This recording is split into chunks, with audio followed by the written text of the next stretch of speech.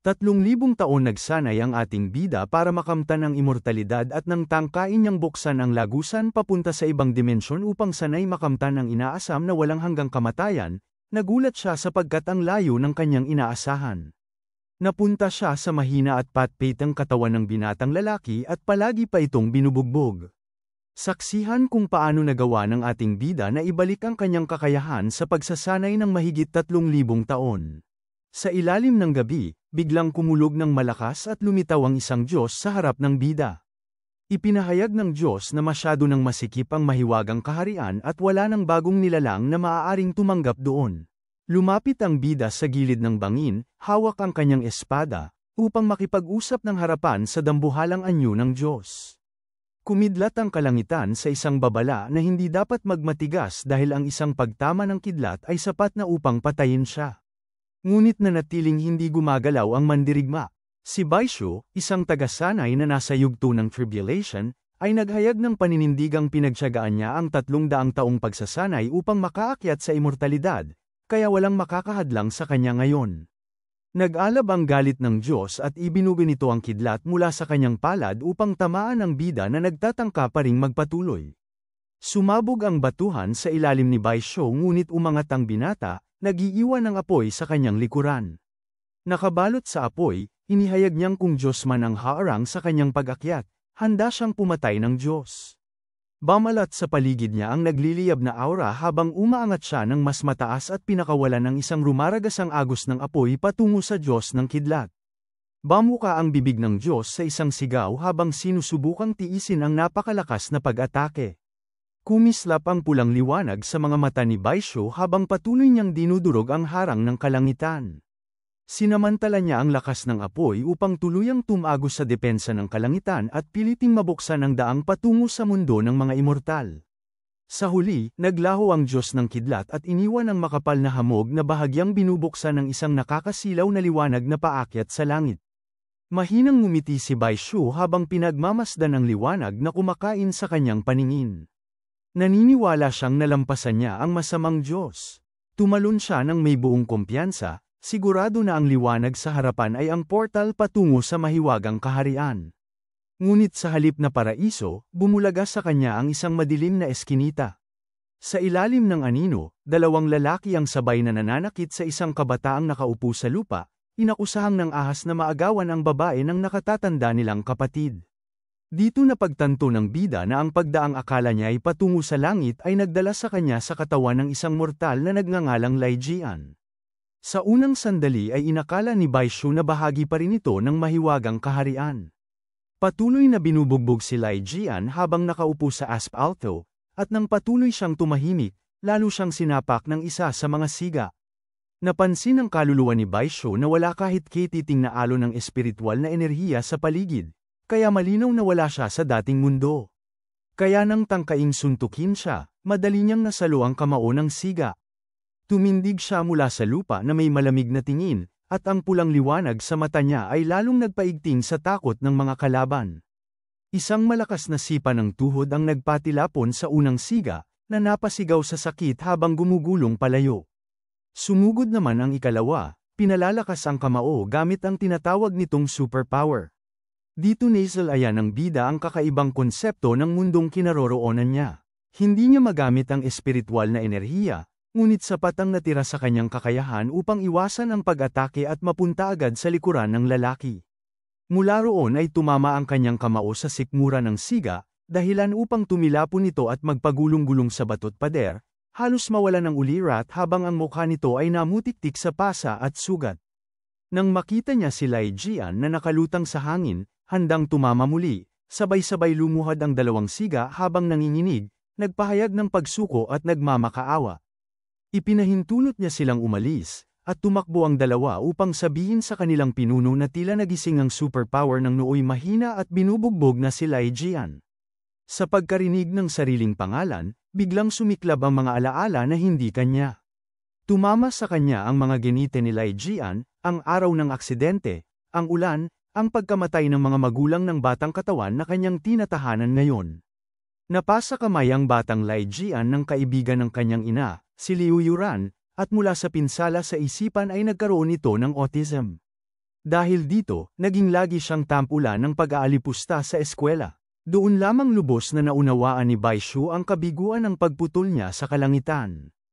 Hindi siya umangat patungong immortalidad, sa halip, ibinagsak siya sa isang mundong mortal at hindi pamilyar. Habang pinag-iisipan ng mundong may superpower, biglang lumapit ang isang pinkang buhok na babae, si Zichi, ang anak ni Liu Yuran, na laging lumalapit upang gamutin si Lai Jian tuwing siya'y nasasaktan. Damaloy mula sa kanyang mga palad ang mahina ngunit mabisa na enerhiya at tinangka niyang pagalingin ang mga latay ng binata, sabay paalala na umiwas na lamang kung ayaw niyang masaktan muli. Noon naunawaan ng bida kung bakit madalas bugbugin si Lai Jian, dahil sa pagiging malapit nito kay Zichi, na hindi maatim ng mga bully. Sinabi ni Zichi na mabuti na bahagya lang ang naging pinsala ni Lai Jian sa pagkakataong yon. Kung mas mataas ang antas ng kakayahan ng mga nagsipagbugbog sa kanya, malamang ay nauwi iyon sa ospital. Ngunit hindi nakinig si Lai Jian. Inalis niya ang kamay ng dalaga at pinag-isipan kung ang tinatawag na superpower sa mundong ito ay maituturing bang mahika ayon sa dati niyang pagkaunawa. Lumawak ang kanyang mga mata at napatitig siya sa dalaga nang bigla siyang pitikin ito sa noo dahil hindi siya nakikinig sa anumang sinabi sa kanya. Napansin ni Zichi ang pananahimik ng binata, kaya tinangka niyang maunawaan kung bakit ito tila lumulubog sa sariling pag-iisip. Napaisip naman si Lai Jian kung bakit napakadaling makapanakit ng mga ordinaryong nilalang sa kanyang bagong katawan, at sa pagkakataong yon, tila minamaliit siya ng dalaga. Noong hindi tinanggap ni Zichi ang kanyang tanong bilang isang bagay na seryoso, iminungkahi niyang kalimutan yon at nagpasya na nilang umuwi. Hinayla niya si Lai Jian sa braso at dinala pa uwi. Ipinaalala na naghihintay na sa kanila si Liu Yuran. Habang naglalakad, napagtanto ni Lai Jian na lubhang naiiba ang mundong kinaroroonan niya. Ang tanawin ay puno ng matatangkad na gusali at mga sasakyang mabilis na gumagalaw, at maraming tao ang nakabihis ng payak at maluwag, animoy hindi inaalintana ang pagkakalantad ng balat. Sa kabila nito, nakaramdam siya ng kalayaan, para bang unti-unti siyang napapalayo sa mga tanikala ng dati niyang mundo. Sa pag-unawa niya, ang superpower ang nangingibabaw na lakas sa mundong ito, ngunit hindi niya batid kung paano ito nakaaapekto sa sinumang gaya niyang mula sa daigdig ng mga tagapagsanay. Nakita niya ang hirap ng daan tungo sa muling pag-akyat, ngunit kahit mahirap, nanaig pa rin ang nais niyang makamit ang kanyang ascension. Naganap ang kasunod na pangyayari sa East Street ng District A8, kung saan nakatira sina Lai Jian at ang kanyang foster family. Masayang lumabas si Zichi mula sa elevator at ipinaalam na nakauwi na sila. Sumunod si Lai Jian, ngunit nabago ang mukha ng dalaga pagkakita niya sa isang tao sa harapan nila. Nababalot ng takot, napasigaw ito at tinanong kung bakit naroon ang taong yon. Agad na nagbantay si Lai Jian at sinuri kung sino ang nakapagpadulot ng ganoong takot sa kanyang bagong nakababatang kapatid. Lumapit ang lalaki at unang napansin ni Lai Jian ang may kantabyang puting sapatos na yari sa leather. Nakatingin ito kay Zichi gamit ang maliwanag na asul na mga mata, at agad siyang kinilala bilang ama ng dalaga. Wala namang tuwa sa mukha ni Zichi sa muling paglitaw ng lalaki. Ipinaalam ng lalaki na dumating siya upang kausapin si Liu Yuran tungkol sa isang bagay. Sumulpot ang pulang buhok na babae at agad na nag-alab ang galit nang makita ang dating asawa, si Ji Chunan. Ipinagtabuyan niya ito at pinilit na umalis. Pinagpag ng lalaki ang kanyang kurbata na may mapanuksong ngiti, saka sinabi na mukhang hindi masaya si Liu Yuran sa pagsulpot niya. Tinawag niya ang pansin ng kanyang anak at sinabing babalik siya makalipas ang ilang araw.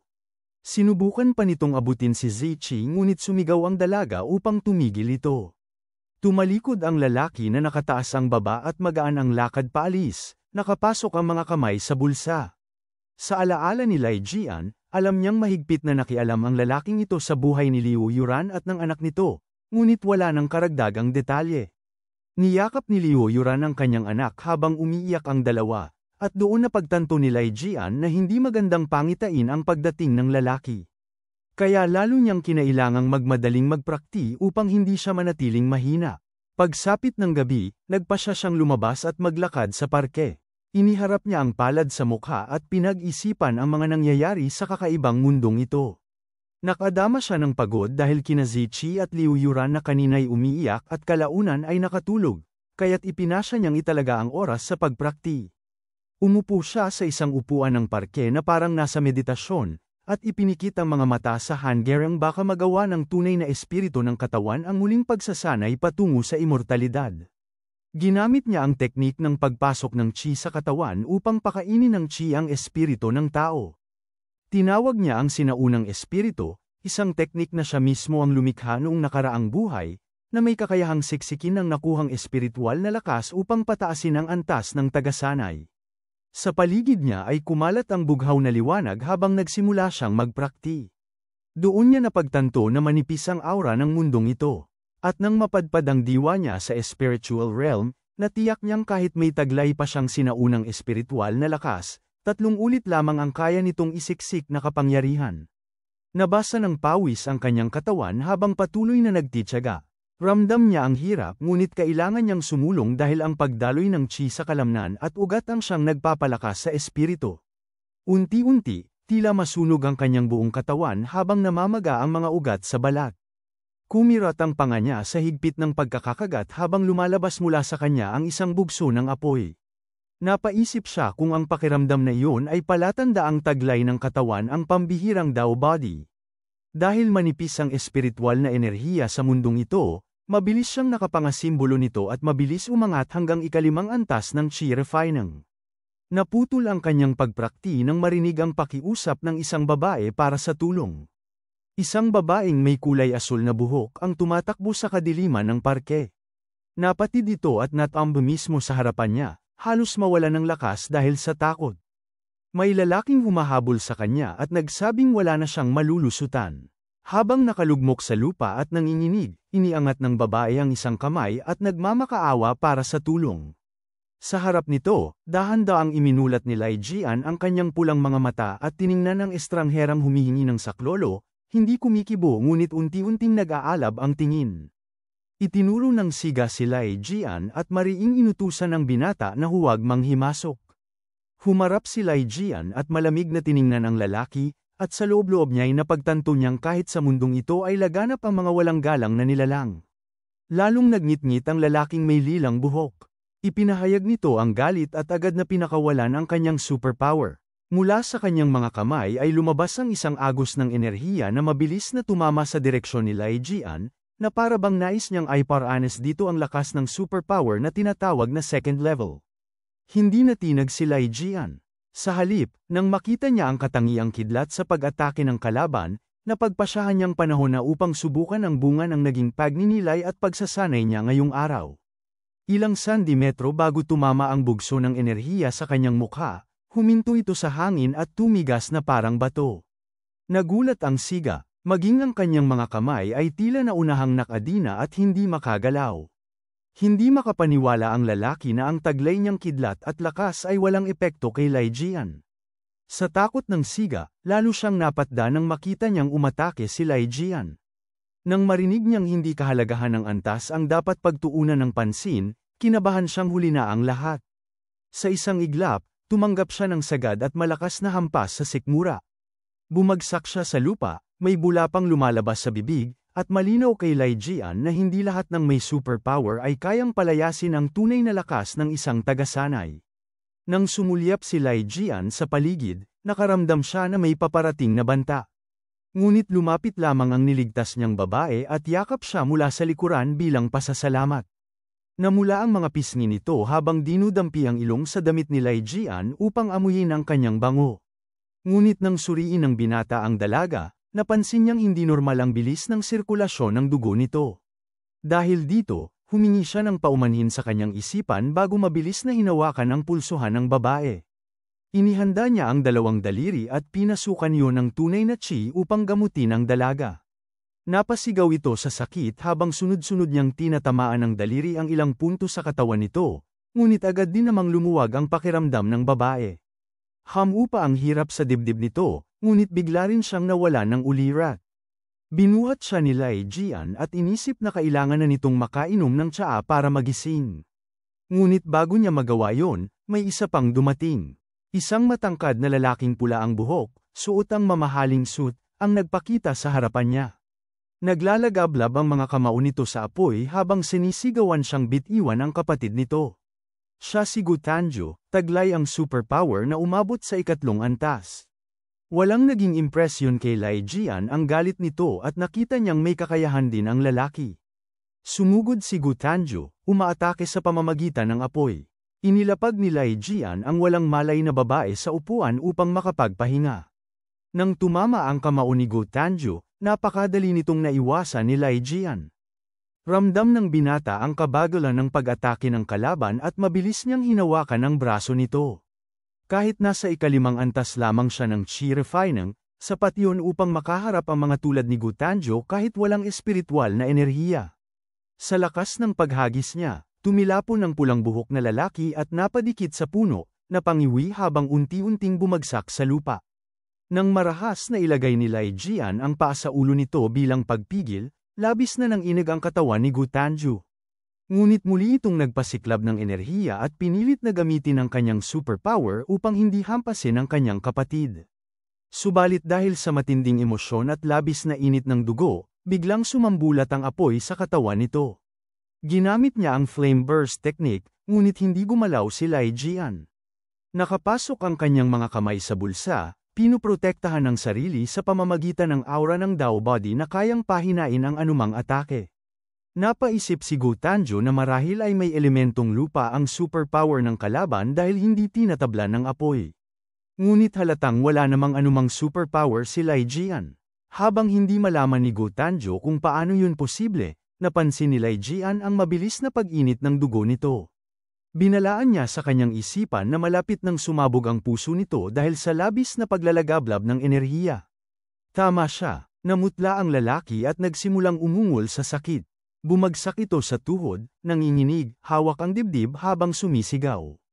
Agad siyang hinawakan ni Lai Jian at pinatungan ang dalawang daliri sa palso upang simulan ang paghilom. Umiyak sa takot si Gutanjo, hindi alam kung ano ang gagawin sa kanya ni Lai Jian, ngunit hindi sinagot ng binata ang kanyang mga pangamba.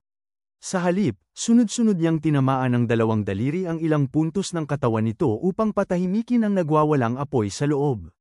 Nang matapos ang proseso, tinitigan ni Lai Jian ang pulang buhok na lalaki habang nakahalukip-kip. Nanginginig si Gutanjo at basang-basa ng pawis, hawak ang kanyang puso. Unti-unti nitong naunawaan na iniligtas pala siya ni Lai Jian.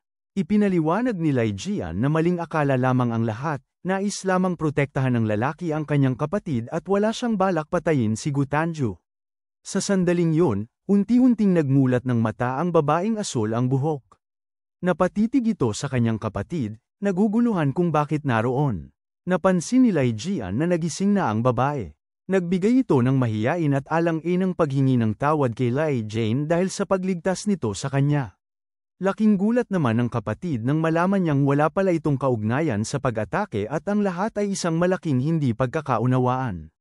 Namintag ang panga ng pulang buhok na binata nang marinig ang pag-amin ng nakababatang kapatid na nalasing at naligay sa alanganin sa isang bar dahil sa isang lalaking nangharas sa kanya.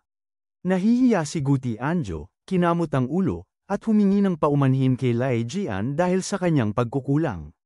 At ngayong malinaw na ang lahat ng hindi pagkakaunawaan, tumalikod na si Lian upang umalis. Sa sandaling yun, dumating sa parke ang isang balbasang matandang nakaupo sa wheelchair, may kasamang gwardya, at tumawa habang sinasabing kung isang simpleng pagkakamali lamang ang nangyari ay mas mabuting pag-usapan ito ng maayos. Lumapit ang dalawang estranghero, tiningnan sila ng bida at tinanong kung sino sila.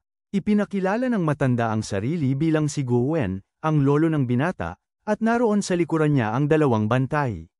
Sinabi niya na kung hindi dahil sa tulong ng munting kaibigan, niyang si Lian, ay sumabog sana ang katawan ng kanyang mahal na apo. Tumalikod si Lai Jian at tumangging tanggapin ang paanyaya ng matanda na bumisita sa kanilang tahanan bilang pasasalamat. Inamin ni Gu Wen na bihasa siya sa mga lihim ng sinaunang mga monumento at nakita niyang napakataas ng kakayahan ni Lai Jian, mga bagay na nababasa lamang niya sa mga lumang aklat. Paglingon niya kay Lai, tinanong niya kung saan natutunan ng binata ang ganoong karunungan. Saglit na huminto ang bida at napansin na wala namang pag-alo ng espiritual na enerhiya sa paligid ng matanda, ngunit tila kaya nitong maramdaman ang pagbabago sa kapangyarihan niya, kaya malinaw na hindi ito ordinaryong tao. Hindi ibinunyag ng binata ang anumang sikreto at naglakad palayo. Sinasabing hindi mahalaga kung saan niya nakuha ang kaalamang iyon. Tinanong ni Guti Anjo ang kanyang lolo kung sino ba talaga si Lai Jian, dahil kakaiba ang lakas at katawan nito. Namula ang kapatid na babae at inamin na cute pa rin para sa kanya si Lai Jian at maaaring matulungan pa nito ang kanilang lolo sa problema sa binti. Ngunit mahigpit na iniutos ng matanda na huwag ipagsabi sa iba ang nangyari, at inutusan si Chanjo na kumuha ng impormasyon tungkol sa binata.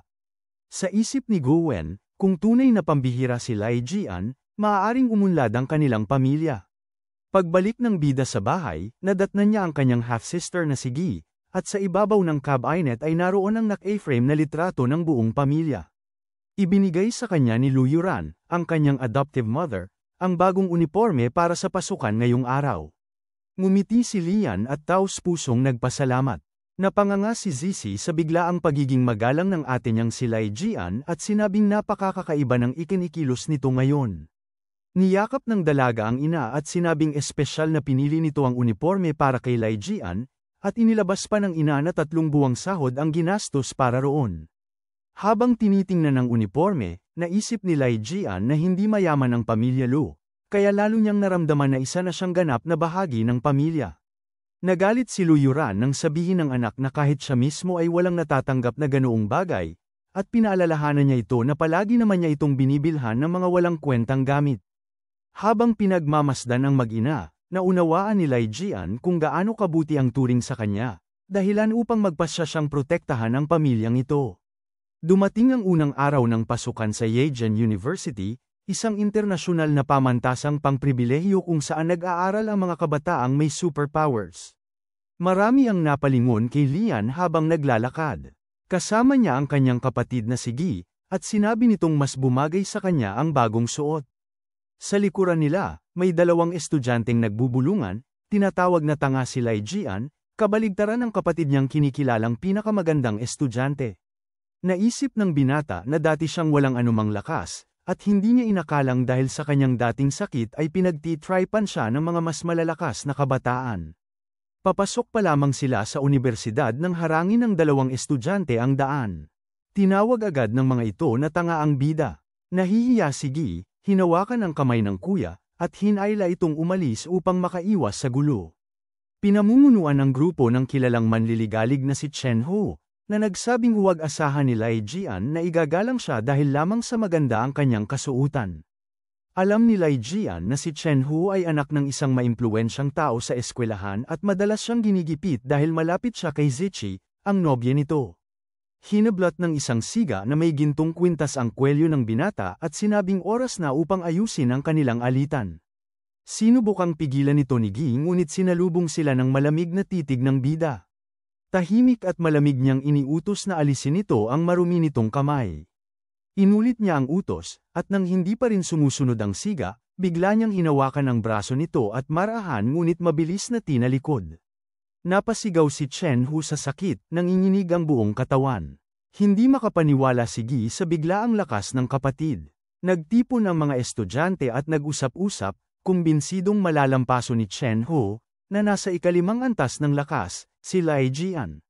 Napaisip ang bida nang marinig ang antas ng kapangyarihan. Alam niya na hinahati ang sistema sa 8 yugto, at ang paunang antas ay may 9 na baitang.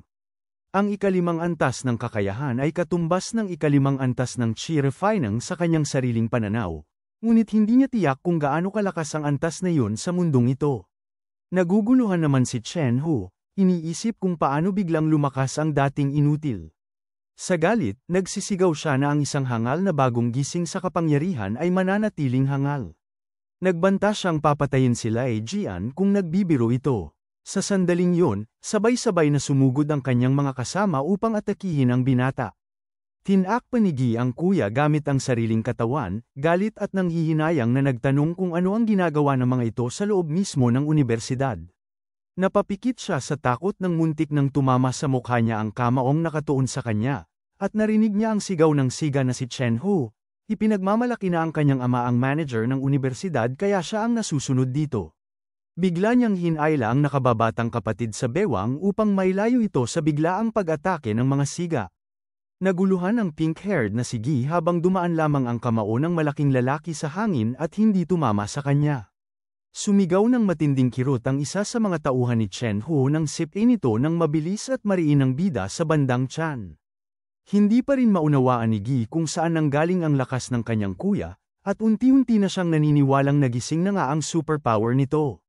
Biglang nanlaki ang mga mata ng dalaga at napaatras sa takot nang mapansin ang paglapit ng isa pang lalaking susugod mula sa likuran. Ipinagmamalaki nitong sinabi na kagabi lamang siya nagising sa crystal energy kaya niya raw guluhin si Lian. Napansin ito ng binata at sinubukang itulak ang kalaban gamit ang siko, ngunit sa halip na katawan ay isang bughaw na nagliliwanag na anino ang tumama sa kanya. Ang siga na nagising sa crystal energy ay kumilos na parang hangin, mabilis at parang naglalaho habang umiikot sa paligid. Habang papalapit ang kalaban kay Lai Jian, napansin ng binata na ang paraang ginagamit nito sa paggalaw ay kahawig ng batayang kasanayan sa pagkontrol ng hangin. Ngunit nagbago ang takbo ng labanan nang bigla itong abutan ni Lai Jian at isang malakas na hampas lamang ang nagpatamba sa siga. Napaatras ang ibang kasamahan at natakot nang makita ang bilis ng pangyayari. Sa pagkapahiya ng grupo, nagalit si Chen Hu at sinabing puro inutil ang kanyang mga kasama, kaya siya na mismo ang haharap. Pinakawalan niya ang sariling kapangyarihan at sinalubong ang liwanag na nagmumula sa kamao habang kumikilos papalapit kay Lai Jian. Bata pa lamang ay gising na ang kanyang superpowers, kaya kaya niyang gamitin ang Shining Strike, isang ataking mas malakas kaysa sa karaniwang kapangyarihan sa parehong antas. Sa isip niya, napakadali ng labang ito laban sa isang baguhang kagigising lamang ng kapangyarihan. Ngunit sa paglapit niya, bumungad sa kanya ang nakangising mukha ni Lai Jian. Huminto ang kamao ni Chen Hu ilang sentimetro bago tumama sa mukha ng kalaban, tila may puwersang pumihil dito. Napatigil siya, nanginginig ang kamay, at naramdaman niyang isang daliri lamang ni Lai Jian ang humahawak sa kanyang kamao. Sa harap ng lakas na yun, pakiramdam niya ay isa lamang siyang maliit na insekto. Nagtaka siya kung paano naging ganoon kalakas ang aura ng binata. Napaatras siya nang mawala ng balanse, nadulas, at bumagsak sa semento. Hindi niya matanggap na imposible ang nangyari, sapagkat ayon sa kanya, tanging isang taong nasa ika-6 na antas lamang ang kayang pigilan ang kanyang Shining Strike. Ngunit para kay Lai Jian, nakakadismaya ang ika-5 antas ng kapangyarihan ng kalaban. At para sa kanya, ang mga tulad nito ay dapat malaman ang kanilang lugar, lalo na't nangako siyang poprotektahan ang pamilya Lu.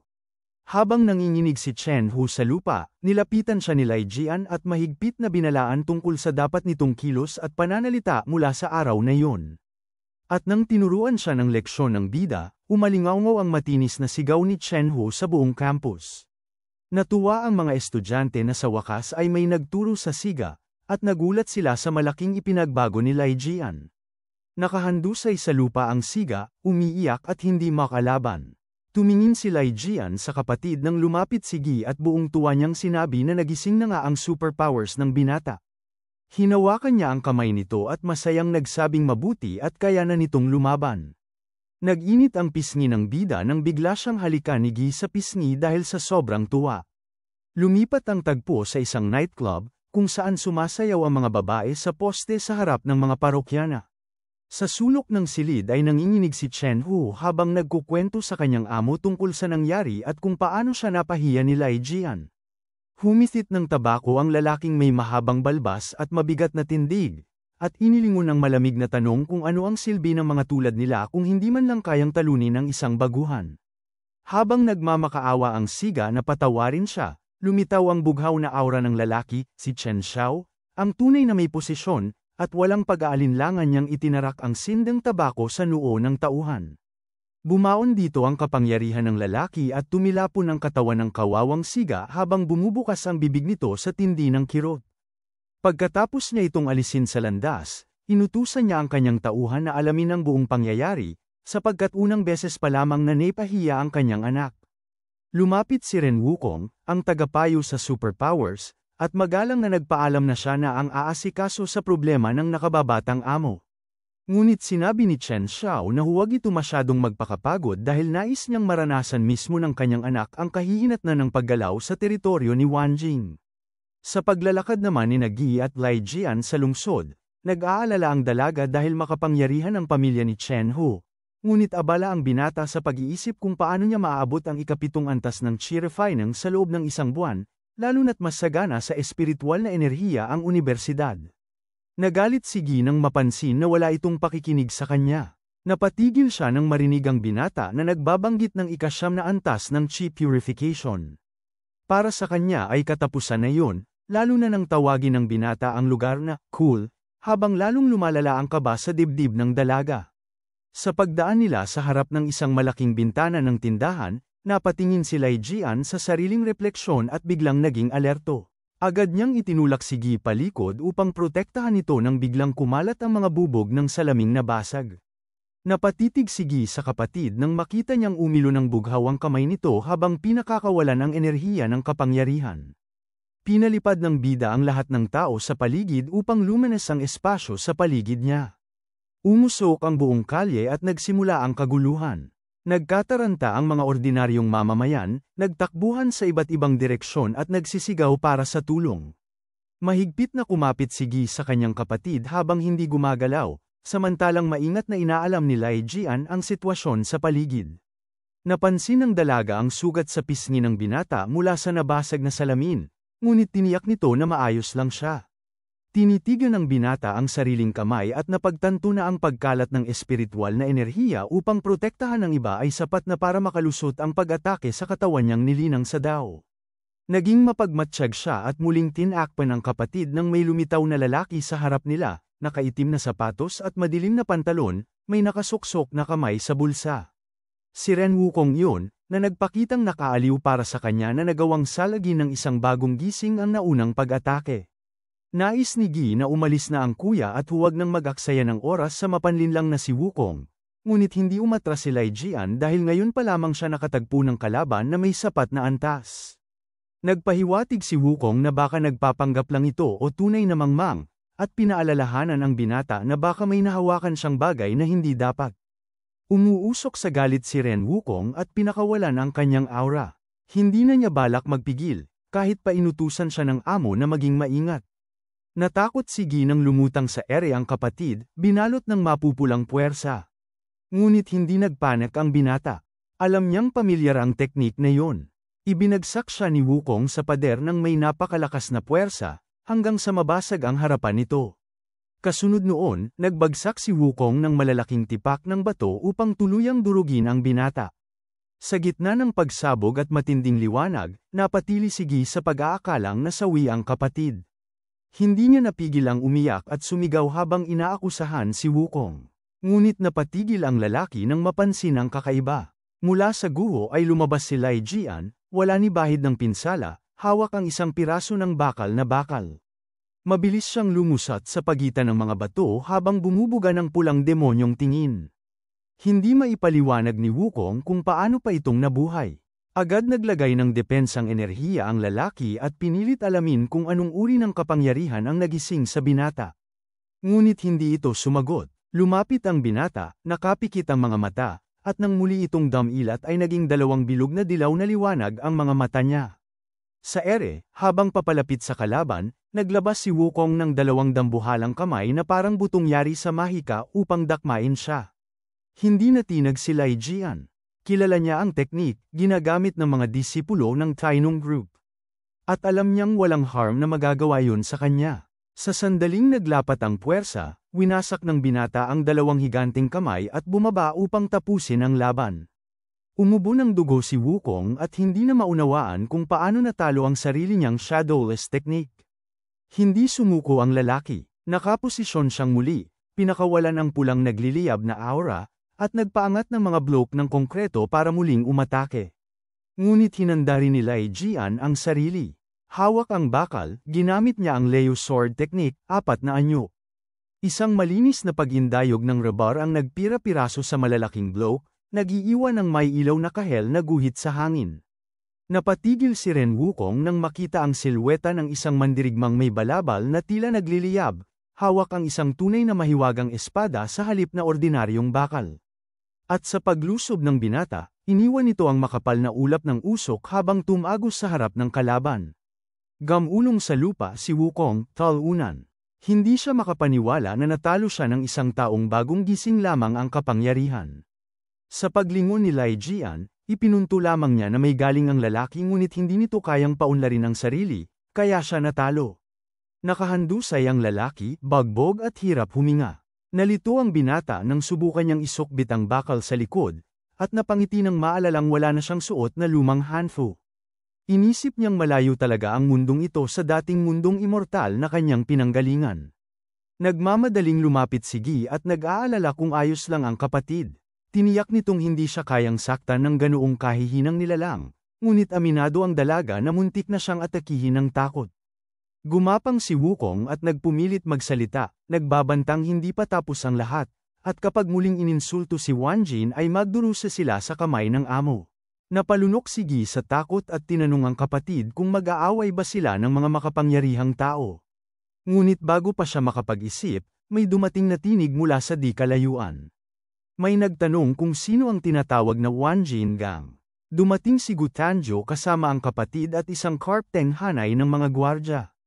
Humarap ang pulang buhok na lalaki at tahimik na inalam kung sino ang naglakas loob na mang-insulto sa kanilang angkan. Nang marinig yun, napasigaw si Ren Wukong sa takot habang nakahandusay pa rin sa lupa, hindi makabangon. Napansin ng bida ang isang dalagang may bughaw na buhok na nagsimulang tumakbo papalapit sa kanya. Masaya itong ngumiti habang niyakap siya ng mahigpit, tinatawag siyang bayani at sinasabing napakahirap ng naging paghahanap niya upang mahanap lamang siya. Nanatiling malapit ang dalaga sa ating bida at binanggit pa kung gaano niya nagugustuhan ang amoy nito, habang si Lian ay hindi moari kung bakit naroon ang mga taong yon. Sa gilid naman ay halos kumulo ang inis ni GC habang tinatanaw ang dalaga. Hindi niya maunawaan kung sino ito at bakit ito biglang lumitaw, kaya nagtanim siya ng pagdududa. Nagpakilala ang dalaga bilang Got Ian Ren, kaibigan umano ni Lian. Lalong tumilim ang mata ni G habang nakatitig sa lalaki, hindi matanggap na may ganitong matamis na kaibigan pala ito na hindi niya alam. Tinangka ng bida na alisin si Gutenren mula sa kanya at sinabi nitong lumayo, na para bang hindi nito kilala ang babae. Nasaktan ang dalaga sa malamig na paglayong yon. Tinawag ng nakatatandang kapatid na guwang kanyang nakababatang kapatid pabalik at sinabing huwag nang gambalain pa si Mr. Lee. Magalang itong yumuko kay Lian at inamin na siya'y walang gaanong nalalaman at maaaring naging padalos-dalos. Nasindak naman si Ren Wukong dahil batid niyang tanyag ang angka ng Go at may malaking impluwensya sa ekonomiya, politika, agham, at halos lahat ng larangan sa lungsod ng Kangching. Hindi man lamang mahahambing ang pamilyang Wanjing sa lakas ng pamilya Go. Ngunit ang ipinakitang malamig na pagtrato ni Li Jian sa angka ng Go ay labis na nagpataka kay Ren Wukong. Nakahandusay ito sa lupa at pasiga na ipinipilit na hindi yun maaaring totoo, na hindi niya matanggap na ganoon kataas ang paggalang ng pamilya Go kay Lian. Tumalim ang tingin ng bida at nagpakita ng nakababalisang anyo, tinatanaw kung talagang nais pang lumaban ng lalaki gayong hindi pa ito nahihimasmasan. Hindi na nakayanang tumayo ni Ren Wukong at nagsimulang banggay ng ulo sa lupa habang nagmamakaawa na huwag siyang saktan, sinasabing sinusunod lamang niya ang utos ni Chen Xiao. Naisip ng bida na hindi niya inaasahang aabot sa ganitong antas ang alitan nila ni Chen Ho, hanggang sa pati kapangyarihan ng pamilya nito ay ginamit na laban sa kanya. Ipinaliwanag ni Guteno na dati isa lamang si Chen Xiao sa mga alagang tinulungan ni Uncle Lan, at nang umalis ito sa pamilya Go ay nagpasya itong kumita sa pamamagitan ng pagtatayo ng sarili nitong pangkat. Matapos marinig ang lahat, binalaan ng bida si Ren Wukong na pananagutan nito ang anumang paghabol sa kanya sa hinaharap. Nalito naman si Za at nagtanong kung totoo ngang galing sa makapangyarihang pamilya Go ang pulang buhok na lalaki.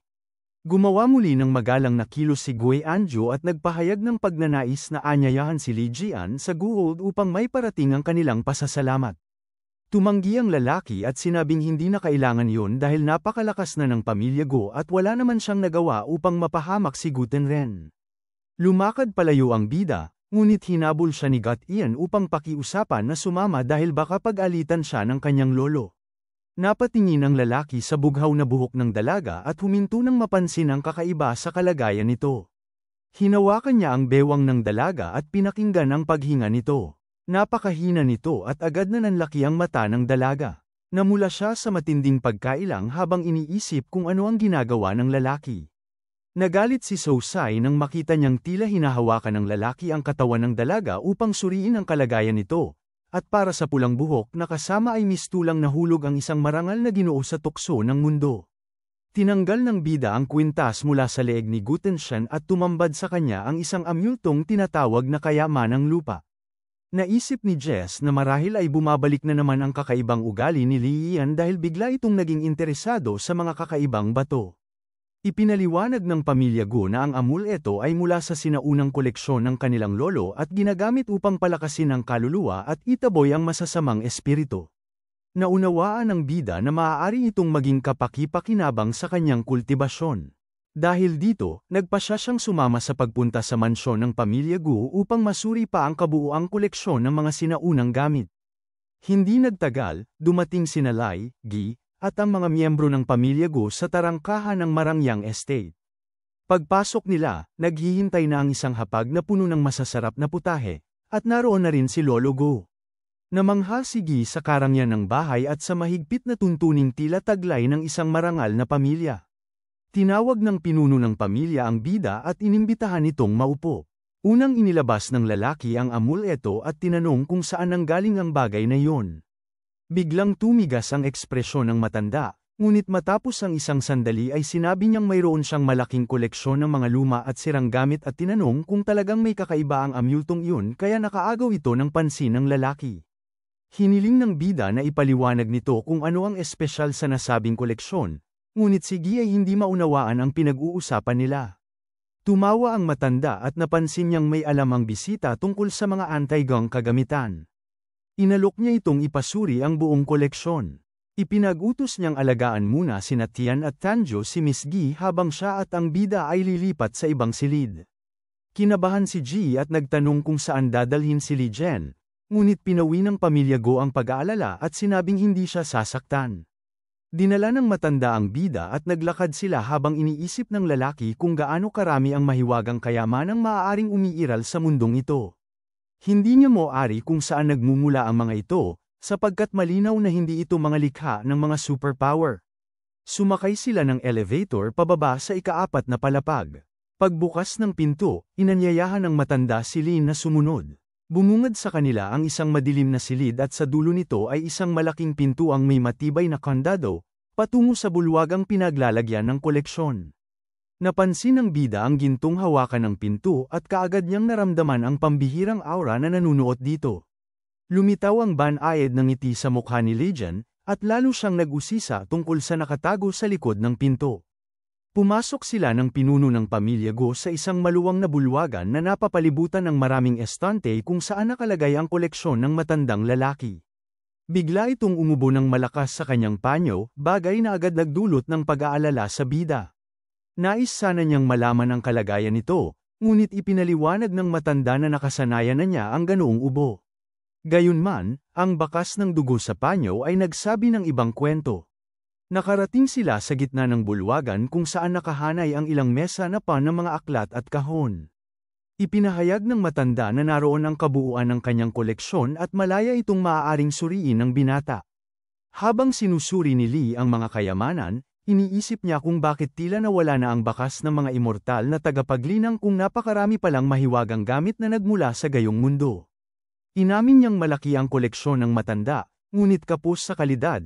Iilan lamang sa mga ito ang may pakinabang para sa isang tagapaglinang na nasa yugto ng pangunahing pundasyon. Naramdaman ng matanda na marahil ay si Lai Jian nga ang taong hinihintay niya, ngunit tila hindi man lamang ito namangha sa bagay na pinaglaanan niya ng napakaraming taon. Sa paglilipat-lipat ng binata ng kanyang wheelchair, lalo pang naramdaman ng matanda ang kahihiyan dahil hindi niya mapaligaya ang kanyang mga anak maging ang sinumang makakakita sa koleksyong pinagsikapan niya. Sinabi ng matanda na mayroon pa siyang isang bagay na hindi niya maunawaan kung paano gamitin, at hiniling niya ang tulong ng binata.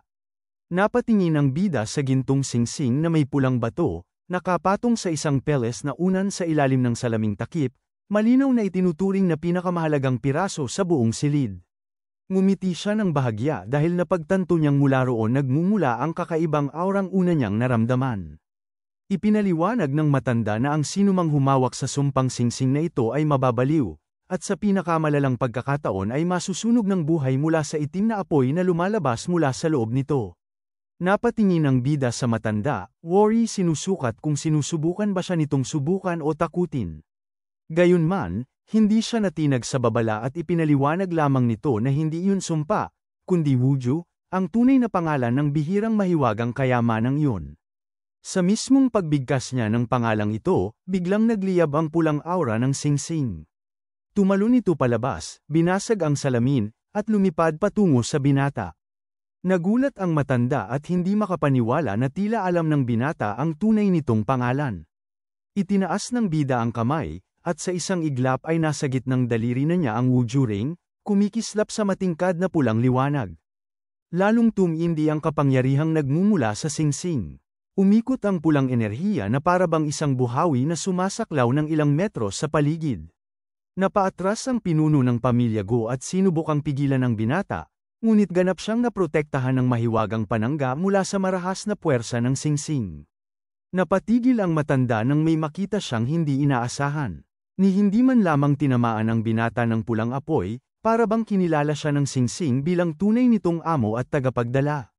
Sa sandaling yun, nakumbinsi ang matanda na si Lian ang taong matagal na niyang hinihintay. Tinitigan ng bida ang singsing at nauunawa ang hindi ito karaniwang kayamanan, malinaw na magiging malaking tulong ito sa pag-abot ng kanyang sariling mga layunin. Pumikit siya at iniutos ng tahimik sa Wuju ring na dalhin siya sa loob ng sariling espasyo nito. Sa isang iglap, tumindig ang binata sa gitna ng isang espiritual na mundo, nakapatong sa nagbabagang magma habang kumakapalang nakalalasong usok sa paligid. Napalingon siya dahil dama niyang may iba pang nilalang sa loob ng espasyong iyon. At hindi nga siya nagkamali. Sa likuran niya ay nakatayo ang 3 ulong impyernong aso, isang nilalang na nakabukas ang 3 bunganga, naghihintay lamang ng pagkakataong sumalakay. Sa kanyang nakaraang buhay, ginugol ng kanyang maestro ang lahat upang subukang paamuin ang hayop na ito, at hindi niya inaasahang muling makikita ito matapos siyang isilang sa bagong mundo. Nagbuga ng napakalaking apoy ang 3 ulo ng nilalang, ngunit nanatiling kalmado ang binata habang pinoprotektahan ang sarili sa pamamagitan ng isang mahiwagang panangga, hinihinuhan na galit pa rin sa kanya ang halimaw. Sa matinding init ng lugar, sumiklab sa loob niya ang pulang demonyong kapangyarihan. Namula ang kanyang mga mata at nagmistulang nagbabaga sa galit, at inutusan niya ang 3 ulong aso na huminto at sumunod. Laking gulat ng nilalang na bigla itong umatras at bumagsak na nakaupo sa malayo, bagaman may pangamba pa ring nagkukubli sa 3 mukha nito. Hindi man paamuin agad, malinaw na nag-aatubili na itong umatake habang unti-unting bumabalot sa paligid ang malupit na pulang enerhiya ng binata. Sa itaas ng kanyang ulo, sumulpot ang imahe ng dambuhalang ulo ng demonyo na may nakangising mukha at pulang kristal sa gitna ng noo nito. Sa lakas ng kapangyarihan, muling bumagsak sa takot ang halimaw at tuluyang nagkunot ang 3 mukha sa pangamba. Di nagtagal ay nagbago ang anyo nito, lumiliit at nagiging tila isang karaniwang aso. Umuungol ito sa takot habang unti-unting kumupas ang lakas. Hinaplos ng binata ang hayop at ipinaalala rito na mula sa sandaling iyon, siya na ang amo at ang sinumang magtatangkang sumuway ay parurusahan.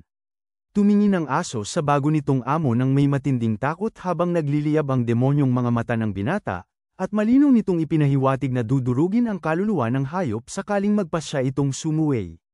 Makalipas ang ilang sandali, bumalik si Lee mula sa espiritual na espasyo ng singsing. Batid niya na kaluluwa na lamang ang natitira sa impyernong aso, ngunit sa loob ng Wuju ring ay maaari itong bigyan ng panibagong pisikal na katawan. Alam niyang magiging mahalaga ang nilalang na ito sa hinaharap, dahil kung lalo siyang lalakas, lalo ring lalakas ang aso. Sa labas, sumigaw sa tuwa si Grandpa Go, lubos na naniniwalang ang kaibigang si Lee ang matagal na niyang hinahanap, at maging ang buong pamilya ay nadala ng matinding pag-asa. Ngunit agad itong naputol nang muling umubo ng napakalakas ang matanda. Nanlumo ang kulay ng kanyang mukha, nalaglag ang kanyang salamin, at damaloy ang dugo mula sa kanyang bibig. Napatingin ng pagod ngunit mulat sa sitwasyon ng binata, dahil biglaang bumagsak ang kalagayan ng matanda. Nag-ingay ang matalinong wheelchair ng pinuno ng pamilya Go, nagbabala na hindi na matatag ang mahahalagang palatandaan ng buhay at kinakailangan ng agarang atensyong medikal. Hindi nagpadala sa takot ang binata at agad na naghanda upang tulungan ang matanda na halos wala ng reaksyon. Pinisil niya ang malamig na kamay nito upang maigawa ng pagbabasa ng pulso. Gamit ang kanyang kapangyarihan, nasuri niya ang buong katawan ng matanda at natuklas ang dulot iyon ng laso ni Hank Senador Ren. Naisip niya kung sino ang naglakas loob na lasunin ang pinuno ng isang makapangyarihang pamilya. Bagaman hindi siya kabilang sa suliraning pampamilya, handa niyang iligtas ang buhay ng matanda bilang pasasalamat sa pagkakaroon ng Wuju Ring. Sa sandaling itataas na sana niya ang kamay upang ipunin ang kapangyarihang panggagamot, dumating bigla ang mga anak ng matanda, puno ng pag-aalala. Inakala nilang sasaktan ng binata ang kanilang ama at agad siyang sinigawan, pilit siyang inaalis sa tabi ng matanda. Mabilis na sinuri ng doktor ang tibok ng puso ni Grandpa Gu, habang ang galit na anak ay nagbintang na may ginawa ang binata. Sinubukan ng bida na ipaliwanag na inililigtas niya ang ulo ng pamilya, ngunit tumindi lamang ang galit ng lalaki. Para sa kanya, malinaw na masama ang balak ng binata. Hindi nagustuhan ni Lee ang mapang-alipusta ang pananalita, at nagsimulang maglabas ng malas na liwanag ang singsing. Para sa binata, malinaw na isang mangmang ang nasa harap niya. Dumating si Nagutian at Sanjo, nagtatakbo upang alamin ang sinapit ng kanilang lolo. Nagpatuloy ang kaguluhan ng pilitin ng anak ng matanda na huwag tawaging Ginoo ang binata at sabihing na loko lamang ang kanilang lolo. Sinubukan ni Tangju na ipaliwanag ang kanyang nalalaman, ngunit mas pinairal ng tiyo ang takot at desperasyon, dahil kalagayan ng ama ang pinakamahalaga sa kanya. Ipinangako niyang haharapin niya ang pulang buhok na lalaki pagkatapos. Tahimik na nanood ang binata, hindi maitago ang paghamak sa kawalan ng kaalaman ng kausap, at iniisip kung paano nito balak gamutin ang lason. Lumapit ang tiyo kay Dr. Andrew, ang pangunahing manggagamot ng lungsod. Suot ang kanyang puting coat, inipon ng doktor ang kapangyarihan ng tubig sa kanyang palad at inihanda ang paggamot. Pinakawalan nito ang dumadaloy na tubig na may nakapagpapagaling na enerhiya, at nagmuni-muni ang binata na huli na ang ganitong paraan dahil sumadsad na ang lason sa puso ng matanda. Gayunpaman, nagawa pa ng doktor na pagbalikan ng ulirat si Grandpa Gu, ngunit agad itong muling inubo ng dugo. Napahiyaw ang tiyo at mga apo sa takot habang nakikitang mulat ngunit naghihingalo pa rin ang matanda. Humingi ng paumanhin si Dr. Andrew, inamin na kulang ang kanyang kakayahan upang mailigtas ang matanda, at ipinapayo na paghandaan na ang nalalapit na pagtatapos. Tumangging maniwala si Tianshan at napasigaw, pilit na kumakapit sa pag-asang maliligtas pa ang kanilang lolo. Pinilit naman ng tiyo na tiyaking hindi kasalanan ng doktor ang sitwasyon. Ngunit agad siyang tumuro sa binata, ipinandarahas na siya ang sanhi ng lahat, at may ginawa umano ito sa matanda habang wala sila. Pinakiusapan siya ng apo na tumigil, at desperadong hiniling na hayaang subukan ng binata ang anumang paraan, dahil hindi niya kayang makita ang paghihirap ng kanilang lolo. Muling tumutol ang tiyo, galit na galit sa ideyang hahawakan muli ng binata ang katawan ng matanda. Nakatundig lamang si Lai Jian, nakahalukip-kip at kalmado habang ipinapaalala na sa patuloy na pagsasayang ng oras ay maaaring tuluyang wala nang mailigtas. Nagsiklab ang galit ng tiyo, iginiit na wala siyang karapatang magsalita sa loob ng kanilang tahanan, at na ang pangunahing manggagamot ng lungsod ay si Dr. Andrew. Ipinaalala ng binata na ilang ulit na siyang hinaharang ng lalaki, na halatang nagdududa rito o may ibang pakay. Ngumiti ang binata, tila sinusukat kung may mas malalim na dahilan ang pagpilit ng lalaki na magtagal ang sitwasyon. Tumahimik ang lalaki, nanginginig ang panga at tumutulo ang pawis sa tensyon. Maya-maya, sumabog ito sa galit at inutusan ng mga gwardya na hulihin ang dapat umano'y mamamatay tao. Napailing ang binata, iniisip kung gaano kababaw ang mga kaharap niya. Tumingin siya sa Wuju Ring at inihanda itong gamitin. Lumihis ang kamay ng binata at nagbigay ng hudyat upang lumabas mula sa espasyo ng singsing ang tatlong ulong hellhound, na agad niyang inutusan na paglaruan ang mga taong nagnanais manakit sa kanya. Mula sa likuran ni Lee ay umangat ang nakakatakot na halimaw, bumalik sa dating laki nito at naglabas ng presensya na nagpatigil sa lahat. Nanginig ang mga gwardya sa takot dahil iyon ang unang pagkakataon na nasalayan nila ang isang nilalang na sinama ng ganoon kalaki, at lalo lamang tumindi ang hilakbot sa paningin nito. Nasindak si Gutano, kahit siya, hindi kayang umabot sa ganoong antas ng pagpapatawag ng hayop, at nakita niyang tunay na walang kapantay ang kakayahan ni Mr. Lee. Samantala, bumagsak si Uncle Go sa sahig at gumapang paatros, nanginginig sa takot habang pilit iniintindi kung anong uri ng tao ang kaharap nila. Tumano sa kanya si Lai Jian na may mabangis na matang animoy demonyo at nagbabala ng kahihinatnan kung patuloy siyang magiging walang galang. Nang tuluyang maamo ang lalaki, ibinaling ni Li ang atensyon sa matanda at napagtanto niyang may kakayahan siyang alisin ang lason mula sa katawan nito. Kahit kapos ang dugo at mahina ang daloy ng chi sa katawan ng matanda, gumawa ang binata ng isang maselang galaw ng mga kamay. Lumiwanag ang paligid dahil sa matinding enerhiya at bumalat ang isang mahigpit na freeze spell sa espasyo. Sa pagitan ng kanyang dalawang palad ay umangat ang 9 na karayom na puno ng kapangyarihang nagpapagaling. Pinanood ng mga apo ang ginagawa ni Lee na may paghanga, samantalang si Uncle Gu naman ay napangisi habang tila nag-aabang ng pagkakamali. Sa pagdidiin ng konsentrasyon, inihataw ni Lee ang kanyang kamay at sabay-sabay na tumarima ang mga karayom sa mga tiyak na punto sa katawan ng matanda. Habang nakapikit si Grandpa Gu sa kanyang silya, nagsimulang gumalaw ang mga karayom at tinamaan ang mga punto sa mukha at dibdib nito. Damaloy ang matinding pawis mula sa noo ng matanda habang unti-unti nang hinihigop ng mga karayom ang malasong enerhiya mula sa kaloob-looban ng kanyang katawan. Nagulat si Dr. Andrew habang pinagmamasdan ang eksaktong paggamit ng pamamaraan ng Chinese acupuncture.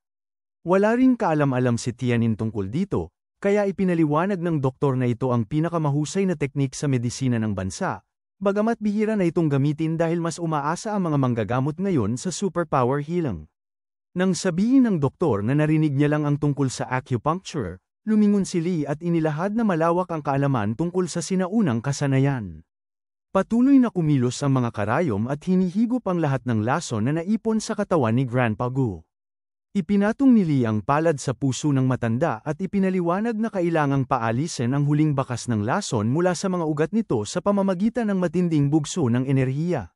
Ngunit nabahala siya nang biglang maging mas madiin at mas magulo ang pag-ikot ng healing energy sa pagitan nila ng matanda.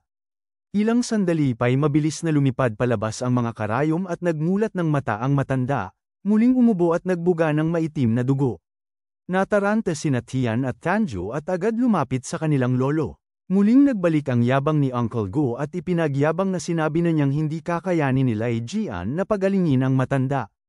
Ngunit nagkamali siya, damilat ng buo ang matanda, at nakita ng mga apo na tuluyan ang nagkamalay ang kanilang lolo. Niyakap nila ito habang lumuluha, at tinulungan silang tumahan ng matanda na masaya ring humalakhak dahil sa ginhawang naramdaman. Nanlumo ang anak ng matanda, hindi makapaniwala na nagawa ni Lee ang imposibleng gamutin.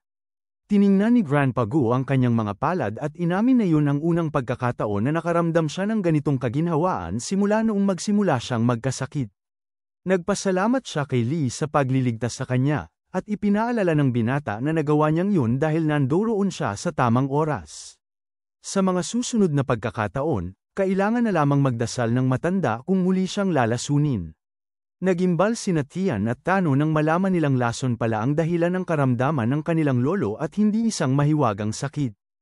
Agad namang sumingit si Uncle Gu at iginiit na imposibleng malason ang kanilang ama dahil protektado siya ng buong pamilya Gu, at ang pagbagsak ng kalusugan ng kanilang padre de pamilya ay dahil lamang sa sobrang paghahangad nito sa mga supernatural na kakayahan. Umatras siya nang lingunin siya ni Lee at akusahan nitong patuloy na paninira, pilit pa ring sinisisi si Lee sa nangyari. Ngunit naalala ni Tian at Tanju ang kakaibang ugali ni Uncle Damon at kung paanong nagsimula ang paglala ng sakit ng kanilang lolo mula nang ininom nito ang gamot na bigay ng kanilang tiyo. Nang marinig yun, inilapit ng matanda ang kanyang silya gamit ang control panel nito at marahang tumingin sa anak, may halong galit at pagdududa sa mga mata.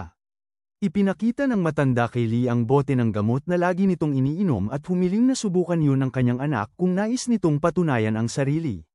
Sinuri ni Lee ang likidong laman ng bote, ngunit nagsimulang mag-ingay si Damian, sinasabing pinagtatanungan siya ng sariling ama at sinisiraan siya ni Lee. Nabigla ang lalaki nang iabot ni Lee sa kanya ang isang bote ng kulay lilang likido at alukin siyang inumin ito, dahil wala na itong lason. Nagpilit makaiwas si Damian at sinubukang ibaling ang sisi sa kanyang ama, sinasabing pabaya ito sa mga iniinom. Ngunit biglang nagpaalala si Andrew na sinabi sa kanya ni Mr. Gu na ang gamot ay mula sa natural na halamang ligtas sa pangkaraniwang tao. Doon napagtanto ni Damian na nahuli na siya. Napasigaw siya sa doktor, inaaway ito, at sa sobrang pagkabalisa ay bigla niyang dinukot ang kanyang baril at pinaputukan si Andrew nang walang pag-aalinlangan.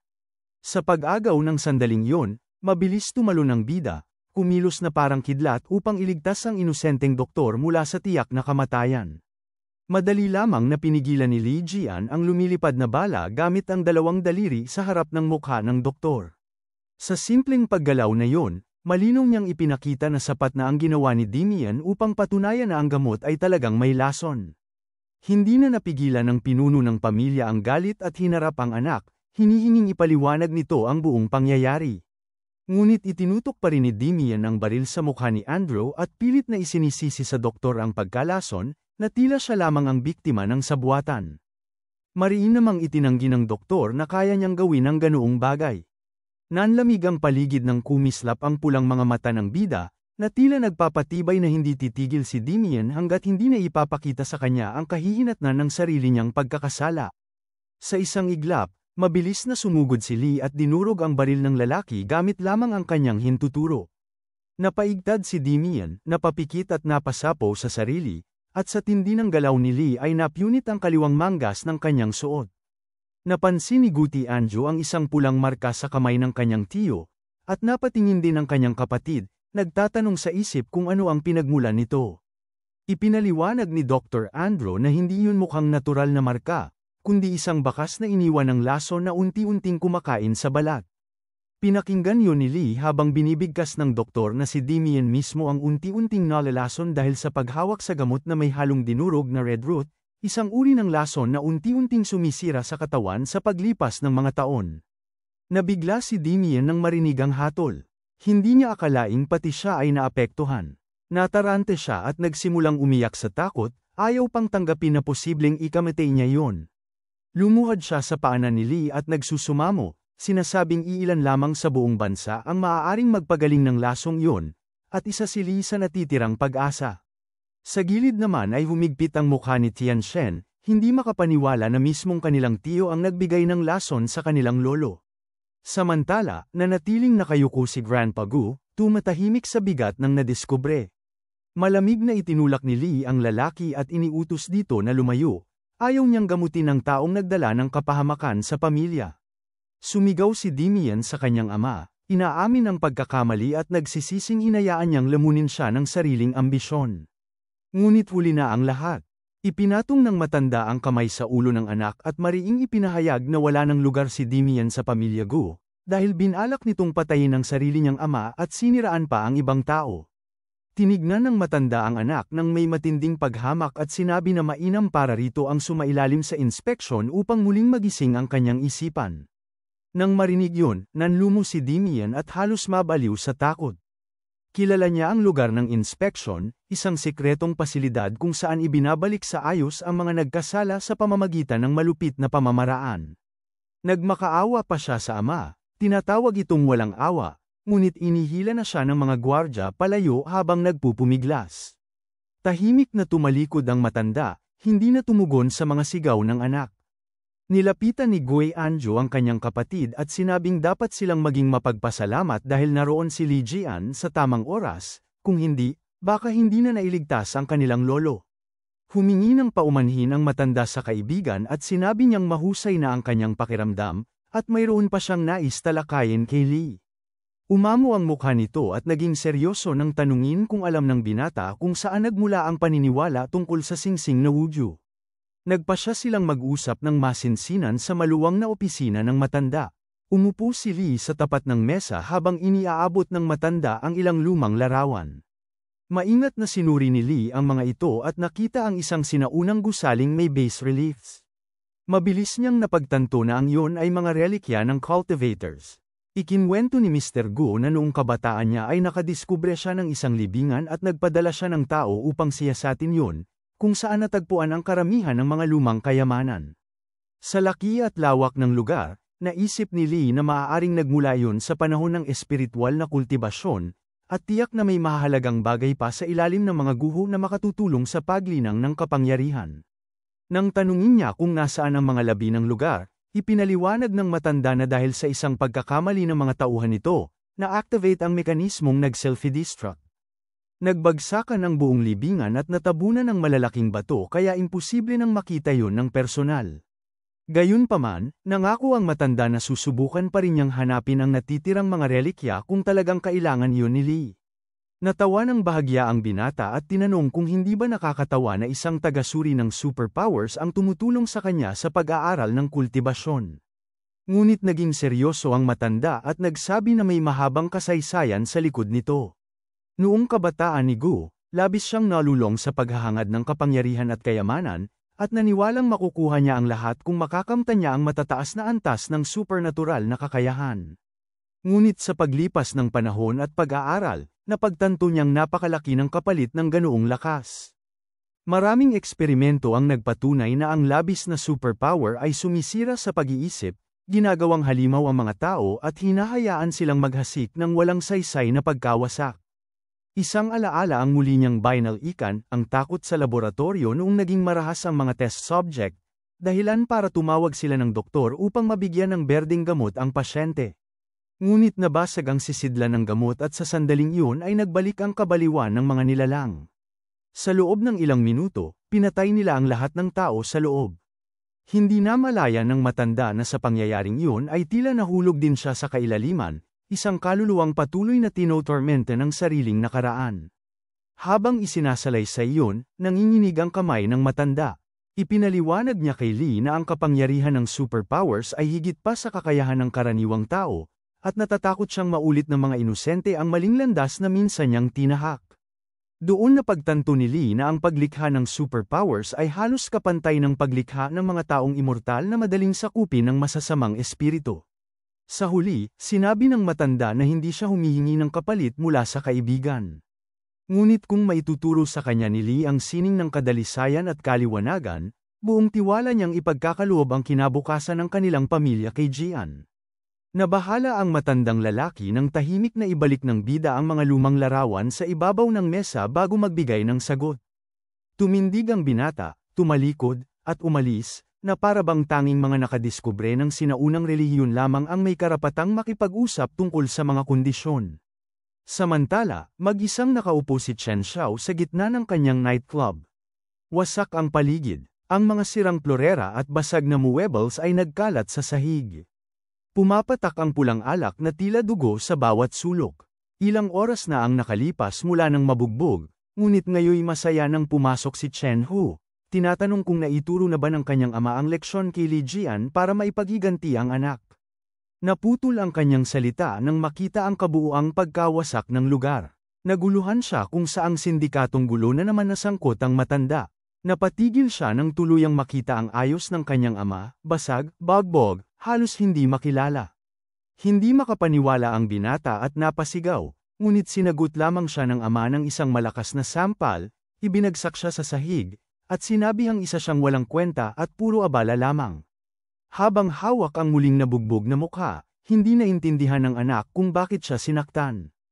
Ngunit sumabog ang boses ng lalaking may makapal na pulang balbas, itinataboy ang kanyang anak palayo. Ang buong kaguluhan sa club ay dahil sa pagdalaw ni Gutiano, at dahil sa paglapastangan ng pamilya Chen kay Mr. Lee, nilimas ng mga tauhan nito ang buong lugar. Muling sinermonan ni Chen siya ang kanyang anak sa kahangalang pagsubok makipagsalpukan kay Lai Jian. Sinikap siyang pakalmeyan ni Ren Wukong dahil mas kailangan muna nilang paglingkuran ang mga panauhin mula sa silangan. Ipinag-utos ng matanda na bilisan at pagbutihin ang paghahanda, at kung pumalpak muli, pagsisisihan ng tauhan niyang iyon ang mismong araw na isinilang siya. Kinabukasan, dumating ang bida sa Yejin University kung saan siya nag-aaral. Maliwanag ang sikat ng araw sa labas habang naglalakad siya sa pasilyo kasama si GC. Nagtanong ang dalaga tungkol sa usapan nila kagabi ni Mr. Go. Napansin niya kasi na pag-alis ng kanyang lolo, malamig ang ekspresyon nito. Ngunit nang ihatid ng matanda si Lai Jian, nangingiti na ito at tila nabuhayan ng loob. Hindi nagbigay ng detalye ang binata at basta na lamang sinabing tungkol iyon sa ilang kasunduan. Sa isip ng dalaga, agad niyang naisip na maaaring may kinalaman yun sa kasunduan ng pag-aasawa sa apo ni Grandpa Go.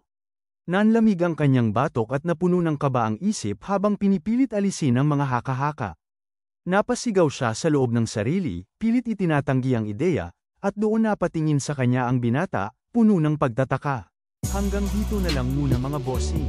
Kung gusto mong subaybayan ang kwentong ito, mag-like, comment, at subscribe at i-hit mo na rin ang notification bell para ikaw ang unang makapanood pag may bago tayong upload.